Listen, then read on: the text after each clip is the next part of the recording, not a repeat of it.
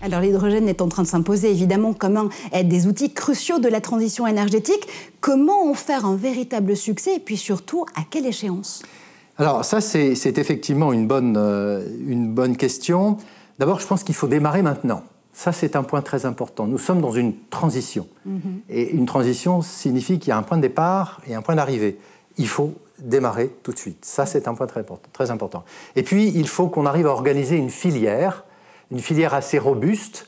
Et la filière, ça veut dire quoi? Ça veut dire un environnement, donc des réglementations qui sont adéquates, et puis des outils de production, avec de la recherche sur une amélioration des technologies qui existent, mais qui ont besoin d'être améliorées, notamment baissées en termes de coûts, et puis un conditionnement, un transport jusqu'à l'utilisation, et puis après, des applications dans une voiture. Pour utiliser l'hydrogène, il faut une pile à combustible pour faire l'électricité qui évidemment, permettent de faire rouler la voiture. Et on continuera justement à passer en revue ces applications tout au long de cette émission. Mais si je vous entends bien là aussi, c'est tout un écosystème que vous avez engagé autour de l'hydrogène.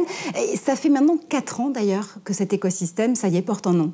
Oui, alors il y a 2 choses à dire. Il y a ce qui s'est passé au niveau mondial, et là nous avons créé un Conseil mondial de l'hydrogène avec 13 sociétés, en 2017, dans les froids des montagnes suisses à Davos.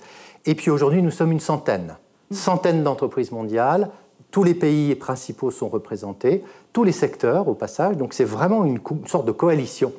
Mais il y a eu aussi, dans l'intervalle, des initiatives nationales. Il y en a eu en Allemagne, il y en a en France, il y en a au Royaume-Uni, il y en a dans le nord de l'Europe.